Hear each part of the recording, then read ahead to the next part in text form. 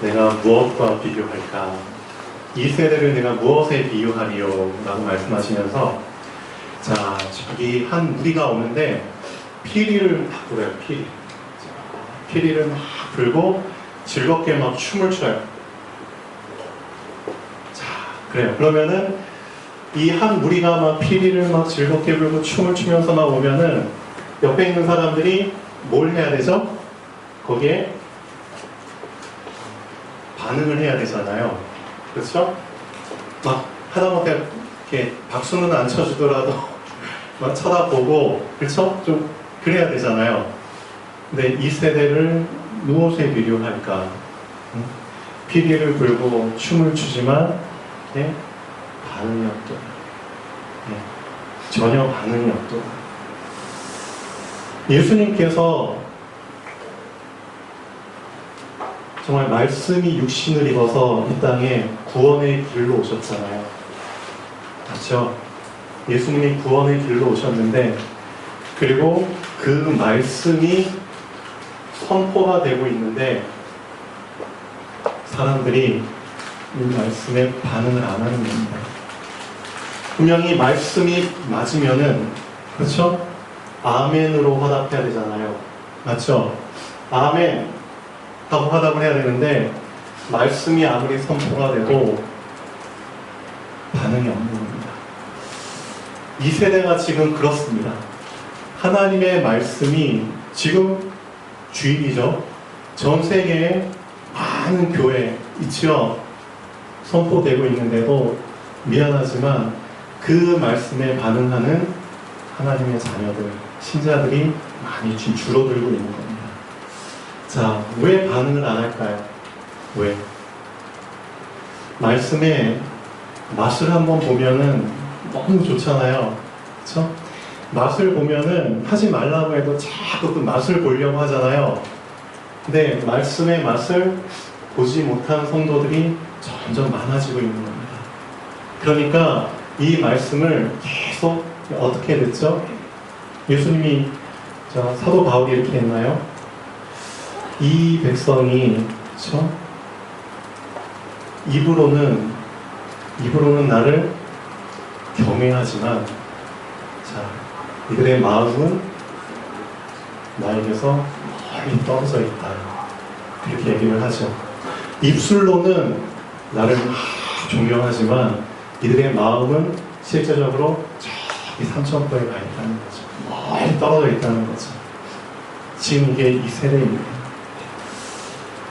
자, 오늘 우리 김영욱 권사님께서 기도를 해주셨는데 제가 그 기도를 들으면서 뭘 느꼈냐면은, 그래, 하나님께서는 한 사람 한 사람에게 정말 엄청난 놀라운 계획을 갖고 계시는데 그 한 사람을 통해서 어디를 살릴? 세계를 살릴 엄청난 계획을 갖고 계시는데 정말 우리 한 사람 한 사람은 아직도 내 수준을 뛰어넘지 못하고 있구나. 그렇죠? 정말 밴댕이 소가지처럼 작다는 말 있잖아요. 멸치 대가리보다도 더 작은 그런 꽁한 생각을 가지고 살아가고 있구나. 얼마나 하나님 보시기에 답답하실까. 하나님께서는 한 사람 한 사람을 통해서 엄청난 계획을 세우셨는데 근데 왜 사람들이 이 상태에 그냥 머물러 있는 것일까? 왜 계속 앞으로 나아가지 못하고 있는 것일까? 그 이유가 뭘까요? 도대체 그 이유를 발견하셔야겠죠. 자, 사도행전 1장 8절에 답이 있습니다. 예수님께서 승천하시면서 주신 유일한 방법입니다. 이거 꼭 아셔야 됩니다. 유일한 방법입니다. 다른 방법 없습니다. 내 자신의 그릇이 넓어질 수 있는, 나를 통해서 하나님이 세계를 살릴 수 있는 유일한 방법이 사도행전 1장 8절에 나와 있습니다. 뭐죠? 오직 성령입니다. 이게 유일한 방법입니다. 오직 성령. 오직 성령의 내주하심과, 그렇죠? 이 사실을 놓쳐버리면 사실 그 사람은 끝나버리는 겁니다. 놓치면 아무것도 아닙니다.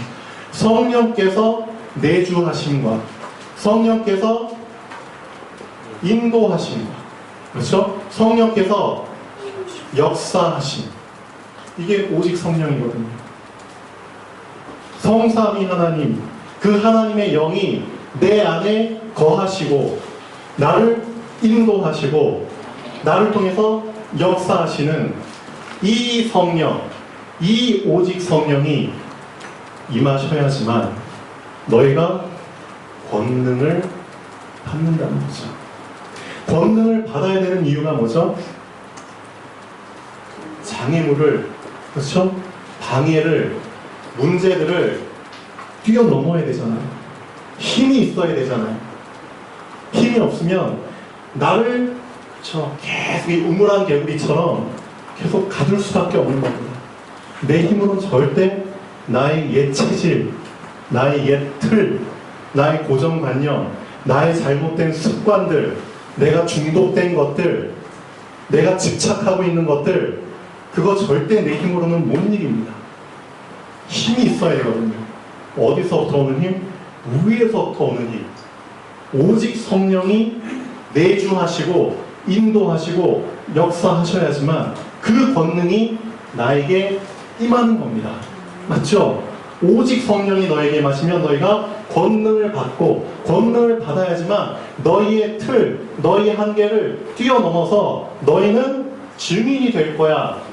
이게 궁극적으로 하나님이 각 사람에게 원하시는 목표입니다. 하나님 여러분 한 분 한 분 불러주실 때 그냥 나 혼자 저 시골적 구석에서 이름도 없이 빛도 없이 실컷 고생하다가 질병 속에서, 연약함 속에서, 빚 속에서 괴로워하다가 자녀들한테, 손주들한테 환영도 받지 못하고 쓸쓸하게 죽고 그렇게 살라고 하나님이 태어나게 하신 게 아니거든요. 하나님은 한 사람 한 사람을 놀랍게 세계의 복음화의 증인으로 계획하신 겁니다. 근데 사람들이 이 성령을 놓치고 있는 거예요. 오직 성령. 예수님께서 오셨는데 사람들이 반응을 안 하는 거예요. 똑같거든요. 그때랑 지금이랑. 성령 하나님을 인정해야 됩니다. 제가 지난주에 말씀드렸죠. 하나님을 당당하게 인정하고 하루를 시작하는 사람과 하나님을 피하면서 하루를 시작하는 사람, 그 사람의 하루는 어떨까요? 그 사람의 쌓여가는 하루가 결국은 그 사람의 미래가 될 텐데, 그럼 그 사람의 미래는 어떻게 될까요? 한번 잘 생각해 보셔야 됩니다. 내가 나의 하루를 어떻게 시작하고 어떻게 살았을까? 당당하게 하나님을 인정하고 하나님의 말씀을 붙잡고 하나님의 방법을 붙잡고, 그렇죠? 하나님의 인도하심을 따라서 내가 하루를 살았는지, 아니면 정반대로 하나님을 피해서 하루를 시작하고 하나님을 피해서 밥을 먹고 직장을 가고 하나님을 피해서 잠을 자고 그랬는지. 자꾸만 도망자의 삶을 살면 본인만 진짜 비참해지는 겁니다. 맞죠? 그래서 하나님, 정말 나에게 주신 유일한 방법, 오직 성령, 이 성령이 나에게 권능을, 그렇죠, 주실 때 내가 그 힘을 받고 내 수준을 뛰어넘어서 나는 예루살렘에서, 그렇죠, 증인으로 살 것이며, 이 예루살렘 수준을 뛰어넘어서 유대 지역에서 증인으로 살 것이며, 전혀 문화권이 다른 사마리아에서 증인으로 살 것이며, 전 세계의 증인으로 살 것이다. 이게 하나님이 나에게 하신 절대 목표입니다. 절대 계획이거든요. 이 계획을 붙잡지 않는다는 거죠, 사람들이. 자, 서론 잠깐 보시죠. 요한복음 15장에 보면은 예수님께서 이런 비유를 하십니다. 자, 나는 포도나무고 너희는 가지다. 그리고 내 아버지는 농부야. 창조주 하나님은 농부야. 농부한테 모든 결정권이 있습니다. 맞죠? 농부가 결정권자입니다. 농부가 마음에 안 들면 나무도 끝나는 거고요. 가지도 끝나는 겁니다. 그렇죠? 창조주 하나님이 농부시고 예수 그리스도는 포도나무야. 너희는 이 포도나무에 붙어있는 가지야. 근데 있잖아, 놀라운 비밀 하나 얘기해 줄게. 이 가지 중에서 열매를 맺는 가지가 있고 열매를 맺지 못하는 가지가 있어. 열매를 맺는 가지는 열매를 더 맺게 하기 위해서 깨끗게 할 거야. 근데 열매를 맺지 못하는 가지는 잘라버릴 거야. 그렇죠? 열매를 맺는 가지는 열매를 더 맺게 한대요. 더. 그럼 열매를 더 맺게 하기 위해서 예수님께서 깨끗게 하신다고 했는데 도대체 이 깨끗게 하는 방법이 뭘까요? 그거 알고 계셔야 돼요. 이게 어떤 시간표를 얘기하고 있는 거냐면요. 열매를 맺기 전에 꼭 거쳐야 되는 시간표가 있습니다. 바로 뿌리 내리는 시간표죠. 맞죠? 뿌리 내리기 전에 제일 처음에 거쳐야 되는 시간표가 있습니다. 그게 바로 각인되는 시간표죠. 이 각인되는 시간표가 뭔지 아세요? 가지가 열매에 붙어 있는 그 시간표가 각인의 시간표입니다. 가지는 항상 명심해야 됩니다. 내가 누구한테 붙어 있다? 나무에 붙어 있다. 그게 각인의 시간표입니다. 이 가지가 자칫 잘못하면 놓쳐요. 내가 어디에 붙어 있는지. 나의 근본을 놓쳐버려요. 근본을 놓치면은 어떻게 되죠? 이 틈새 사이로 자꾸만 뭔가가 끼어 들어와가지고 이 가지가 부러지도록, 떨어지도록 자꾸만 잡아당겨요. 이 빈 틈을 놓치질 않아요. 그놈이 사단이잖아요. 자꾸만 사단은 이 가지가 나무에 붙어있지 못하도록 자꾸만 분열시키는, 분리시키는 그 생각을 갖다주고 마음을 갖다주죠. 그래서 여러분, 구원을 받아서 예수님 포도나무에 딱 접붙임 됐잖아요? 원래는 포도나무에 접붙임 되지 않았어요. 우리는 원래 망할 수밖에 없는 가지였거든요. 근데 그 가지에서 딱 띄어가지고 생명의 포도나무에 딱 접붙여 주셨어요. 맞죠? 사도 바울이 그렇게 표현했거든요. 너희는 원래 감람나무는 감람나무인데 돌감람나무였어. 근데 거기에서 가지를 딱 띄어가지고 너희를 참 감람나무에 접붙임을 시켜주셨어. 그래서 너희는 그 참 감람나무에 진액을 받아가지고 살 수 있는 거야. 근데 너희가 여기에 완전하게 딱 달라붙어 있잖아? 그럼 어떻게 되는 줄 알아? 완전히 하나가 되는 거야. 너희가 원래 신분이 달랐거든? 너희 본질은 원래 달랐거든? 망할 수밖에 없는 사단의 자녀였어. 근데 너희를 하나님이 다 건져주셔가지고 그 은혜로 말미암아 이 생명에 접붙임시켜 주셨어. 여기 계속 달라붙어 있다 보니까 이제는 완전히 하나가 되버린 거야. 그렇죠? 이게 각인입니다. 각인의 시간표. 여러분의 마음 생각이 완전히 사단으로부터 분리되도록 만드는 시간표입니다. 맞죠? 사단이 주는 모든 생각과 모든 그런 것들을 완전히 분리시킬 수 있는, 그렇죠? 빛과 어둠이 함께 할 수 없는 것처럼 그 영역을 확실하게 만드는 게 각인의 시간표입니다. 이 시간표가 확실하게 다 된 사람은 걱정이 없죠? 그럼 어떻게 되죠? 그 다음 시간표. 이제는 뿌리로부터, 그렇죠? 놀라운 영양분이 가지까지 계속 전달이 되는 겁니다. 가지까지. 그렇죠? 완전 이제 하나가 되는 겁니다.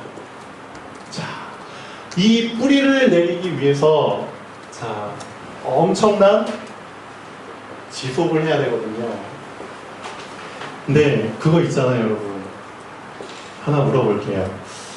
다니엘 3장하고 6장에 보면은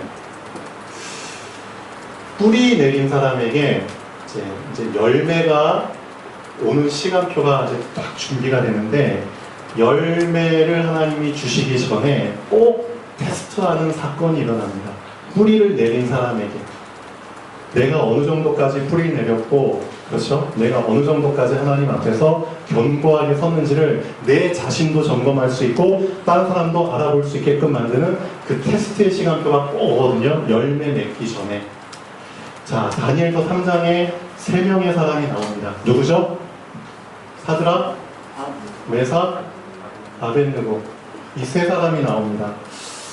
자, 여기에서 여러분은 그냥 간단하게 가볍게 생각하시면 안 돼요. 아, 이 3사람이 그냥 그 불구덩이에 들어가도 우리 당신이 얘기한 그 금신상에 난 절 안 할 거야. 응?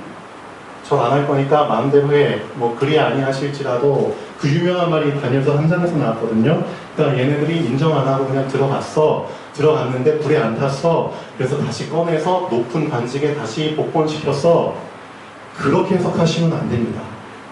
이 사드락, 메삭, 아벳느고가 다른 사람들은 한 명도 빠짐없이 다 왕이 한 경고, 협박, 위협 거기에 다 굴복해가지고 다 엎드려 절했거든요.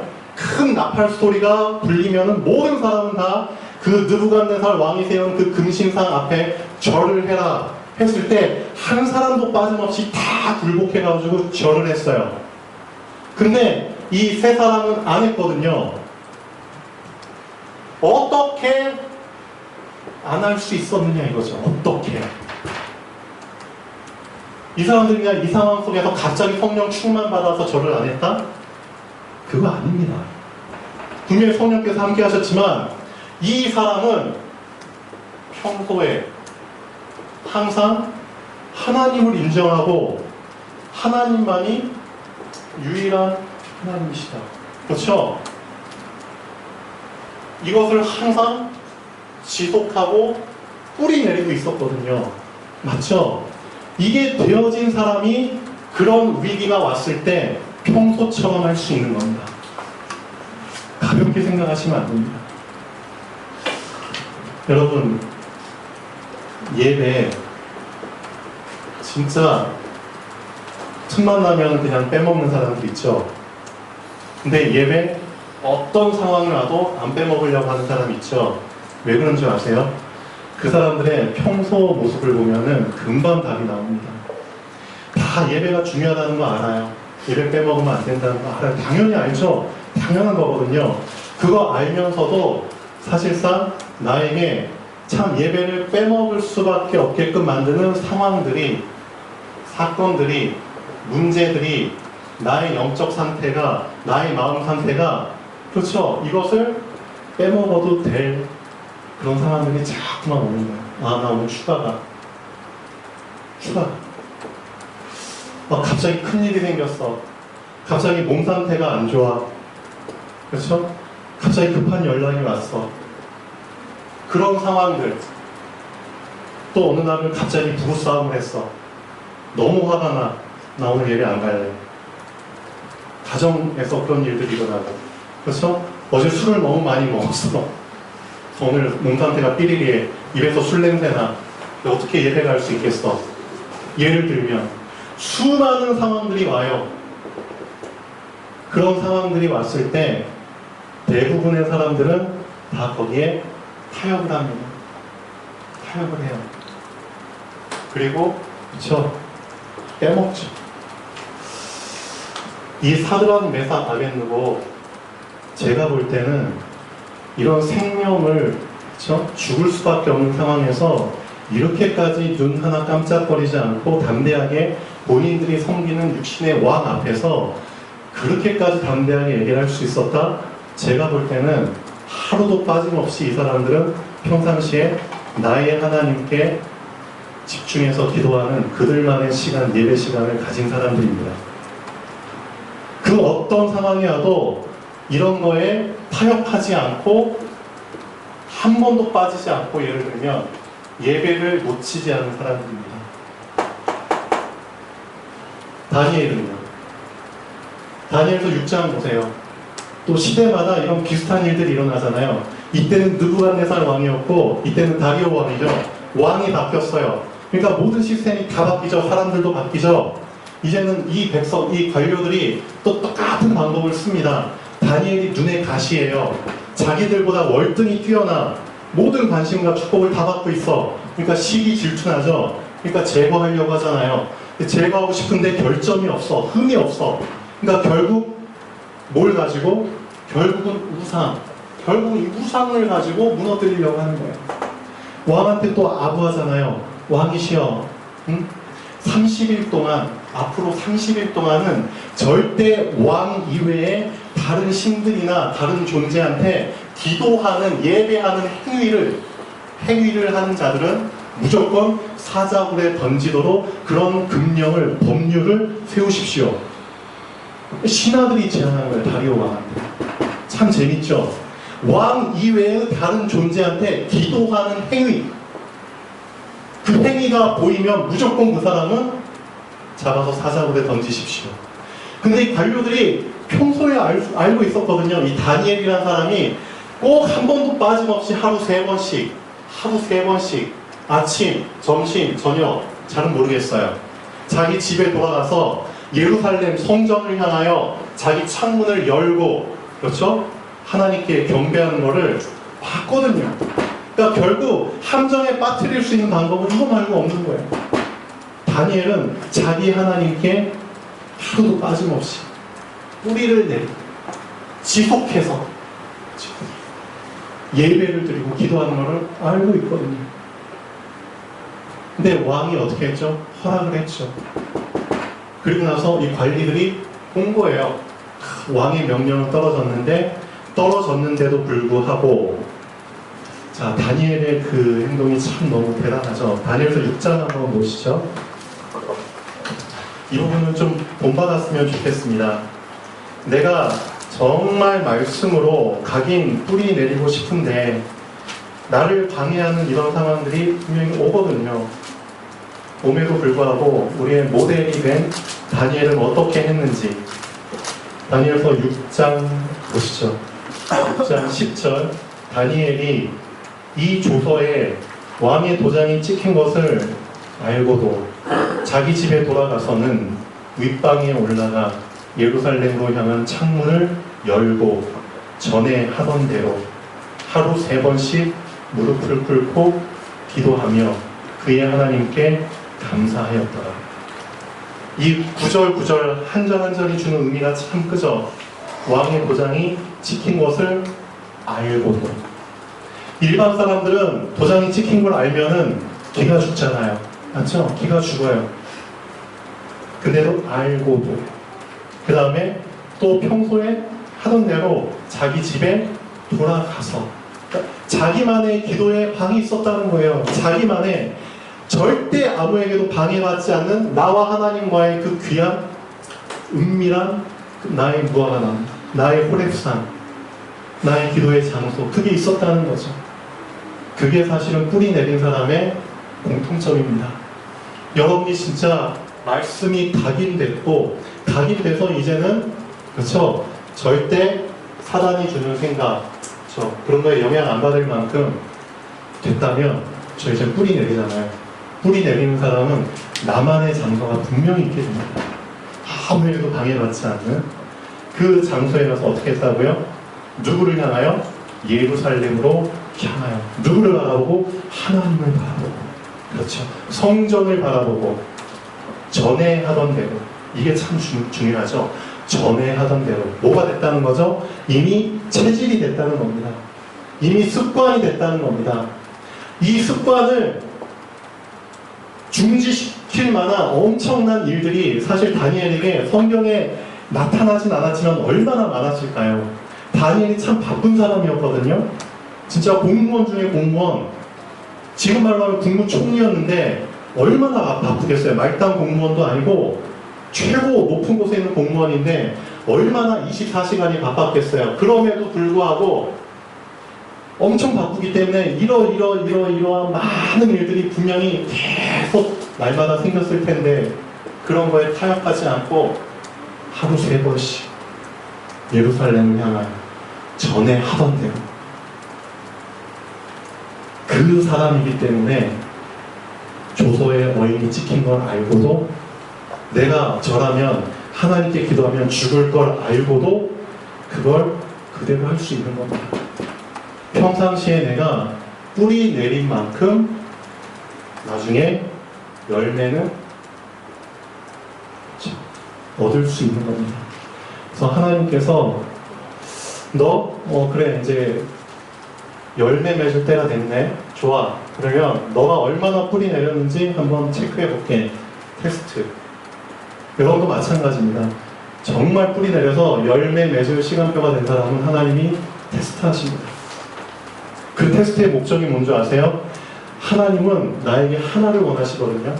한 가지를 원하십니다. 그 한 가지를 내가 하나님께 드렸을 때 하나님은 셀 수 없는 그 한 가지를 나에게 응답으로 주십니다. 그게 아브라함이거든요. 아브라함, 너 이제 말씀으로 복음으로 각인됐지? 다 여러 가지 경험했잖아. 그래서 이제 너 불신앙 안 하지? 너 이제 믿음 생겼지? 이제 뿌리 내렸지? 그리고 이제 아들도 갖지? 불가능한 상황 속에서 하나님이 100살 때 아들까지 주시는 그 기적 봤지? 너한테 유일한 한 아들을 줬어. 네 몸에서 난 한 아들을 줬어. 근데 있잖아. 나는 너한테 어떤 언약을 줬는 줄 알아? 나는 너한테 한 아들을 주겠다고 약속한 게 아니야. 너를 통해서, 너 씨를 통해서 세계 만민이 복을 받을 수 있는, 그렇죠? 무수히 많은 학명들이 다 복을 받을 수 있는 세계 복음화의 약속을 줬어. 그 세계 복음화의 약속을 너가 받으려면 너한테 있는 하나를 나한테 줘. 하나를 줬을 때 나는 너한테 무수히 많은 그 하나들을 다 줄 거야. 이해되시죠? 아브라함이 그 제안을 들었을 때 정말 뿌리를 내리지 않았다면은 사실상 엄청 많이 고민할 수밖에 없잖아요. 100살 때 난 아들이고 얼마나 귀하겠어요. 눈에 넣어도 아프지 않은 그 아들. 만약에 이게 뿌리가 안 내려졌다면 분명히 변명할 수 있는 상황들 엄청 많습니다. 그럼에도 불구하고 성경에 보니까 하나님 앞에서 절대 한마디도 토를 달지 않았어요. 다음날 아침 일찍 일어나자마자 자기 종 한 명 딱 데리고 자기 아들 이삭 데리고 하나님께 번제를 준비해가지고 올라갑니다. 모리아 산으로. 엄청나죠? 뿌리 내렸다는 거예요. 그리고 이젠 열매 맺을 준비가 됐다는 거예요. 하나님의 테스트 통과하는 거예요. 실제로 칼을 대죠.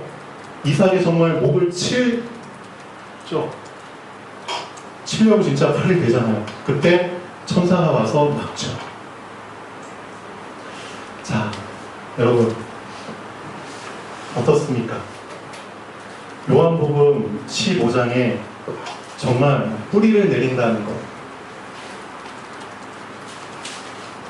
이거를 가볍게 생각하시면 안 됩니다.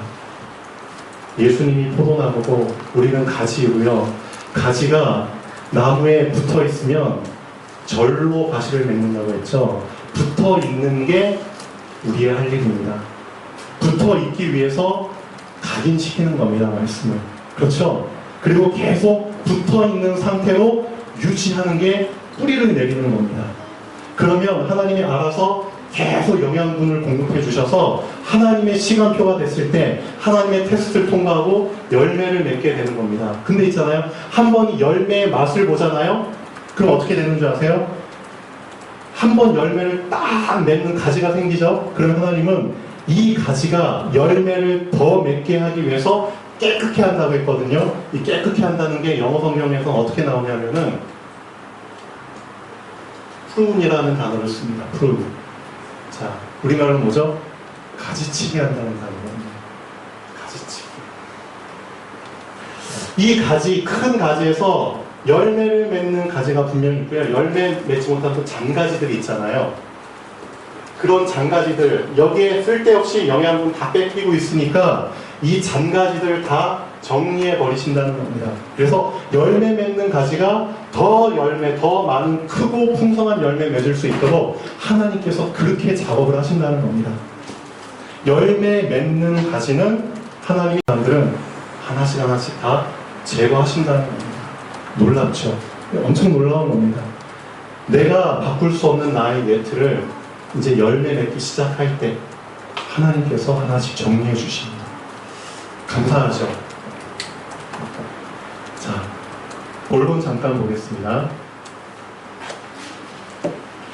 오늘 본론에서는 세 가지를 붙잡으시면 됩니다. 사실 네가 하나님의 말씀을 청종을 안 해? 하나님의 말씀을 지켜 행하지 않아? 네가 하나님을 경외하지 않아? 그러면 너한테 준 세 가지 축복을 다시 뺏어갈 거야. 핵심이 그겁니다. 네가 하나님의 말씀을 청종하고 하나님의 말씀을 지켜 행하고 여호와 하나님을 경외하고 항상 하나님을 인정하고를 시작하면 너한테 세 가지 축복이 항상 있을 것이고, 그것을 놓쳐버리면 너한테 준 세 가지 축복을 다시 뺏어갈 거야. 그 세 가지가 뭐죠? 그리스도로 말미암아, 어떤 그리스도? 제사장 되신 그리스도로 말미암아 우리에게 있는 모든 연약함과 질병과 저주에서 사실 우린 해방된 겁니다. 맞죠? 근데 그 제사장 대신 그리스도의 축복이 이제 반납, 그렇죠? 환수당한다는 겁니다. 환수. 제사장 대신 그리스도를 붙잡음으로써 오는 엄청난 우리 축복이 있었는데요. 그 축복을 놓쳐버리게 되는 겁니다. 두 번째, 선지자 대신 그리스도로 말미암아 우리가 받은 축복이 엄청 많거든요.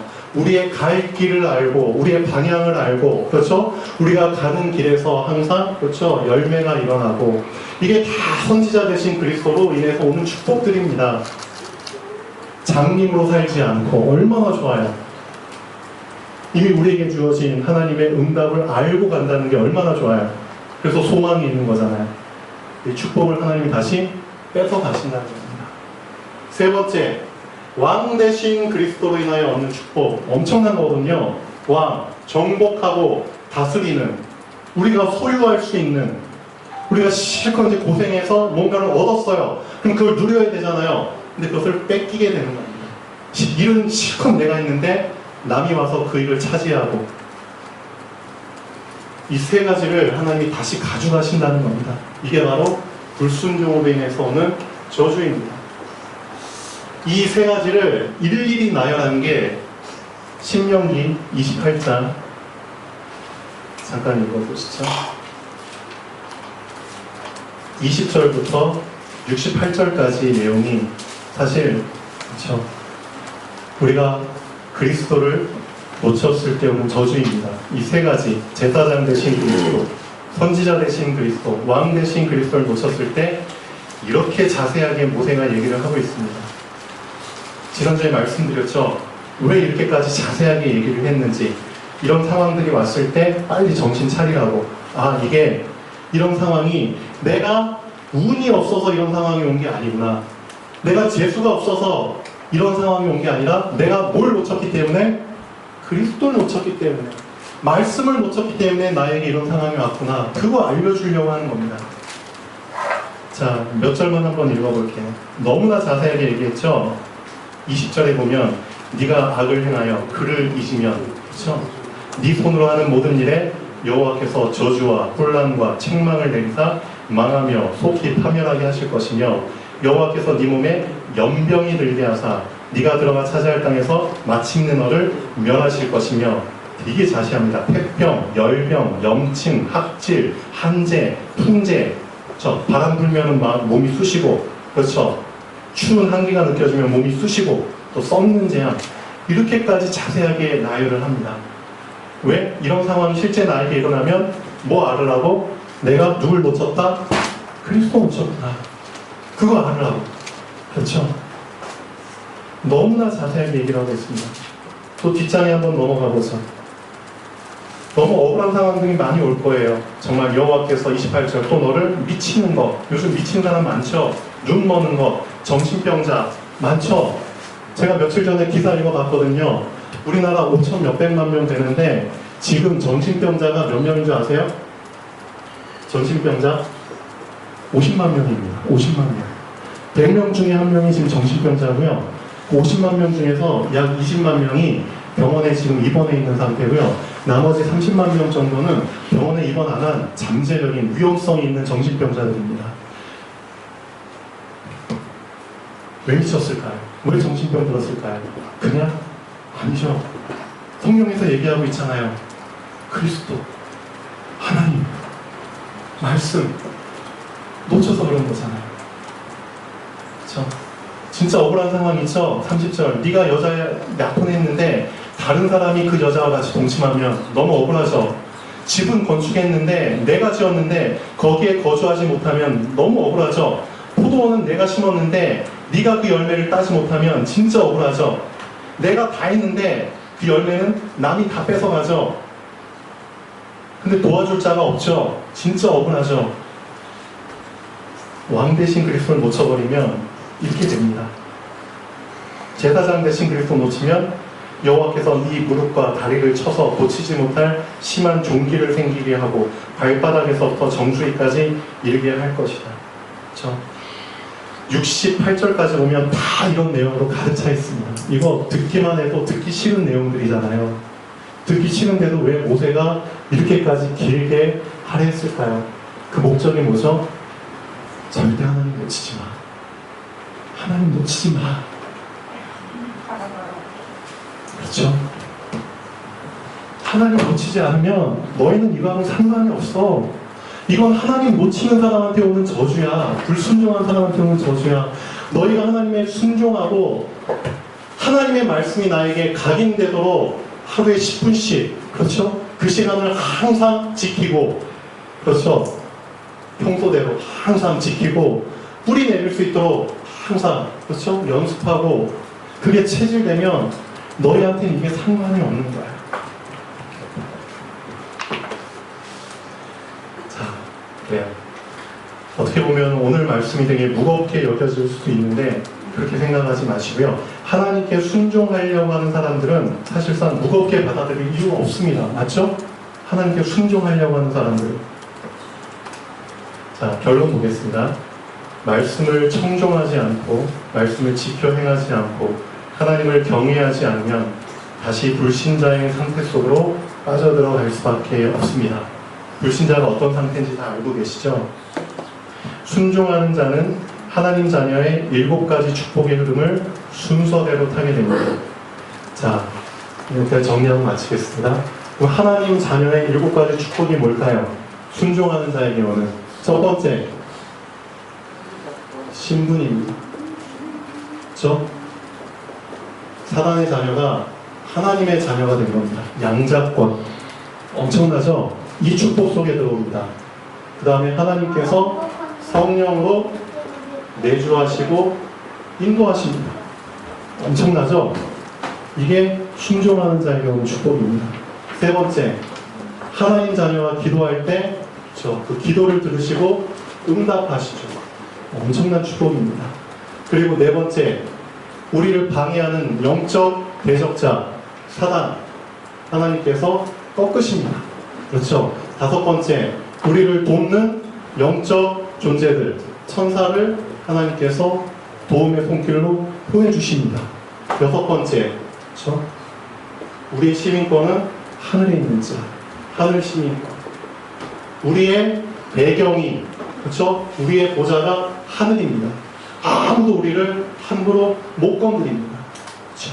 일곱 번째, 우리를 통해서 하나님은 하나님의 절대 계획, 절대 목표, 세계의 복음화를 이루십니다. 이게 하나님 자녀에게 주신 7가지 축복입니다. 이 축복은 누구한테 온다고요? 순종하는 자에게. 그렇죠? 하나님의 말씀, 그 흐름 속에 들어간 자에게 이 순서대로 축복이 옵니다. 불순종하는 자는 불신자의 6가지 상태의 저주의 흐름을 타게 됩니다. 그럼 6가지 불신자의 상태는 뭐죠? 신분, 마귀의 자녀입니다.